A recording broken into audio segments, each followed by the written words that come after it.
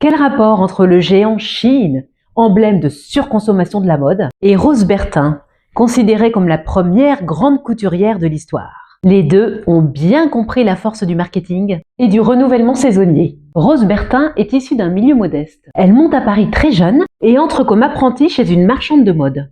La mode, mes amis, ce n'est pas futile, c'est du pouvoir en dentelle.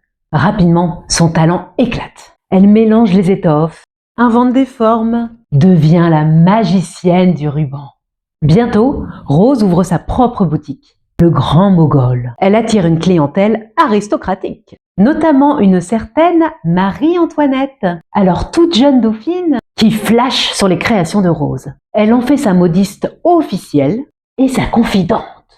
Majesté, avec moi, vous serez l'incarnation du goût et du scandale, si vous le désirez.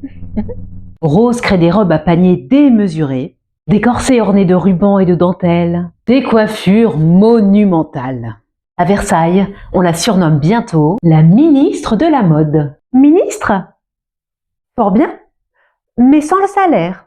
Oui, déjà au XVIIIe, les femmes faisaient le taf sans la paye qui va avec. Car Rose Bertin a compris que la mode, ce n'est pas seulement de la parure, c'est un langage, une façon d'exprimer le pouvoir, la personnalité et parfois même la politique. Quand un navire français remporte une bataille, que fait-on? On crée la coiffure à la belle poule.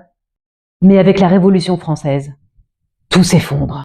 Proche de la reine, Rose Bertin doit s'exiler. Elle reviendra plus tard à Paris, mais ne retrouvera jamais son prestige d'autrefois.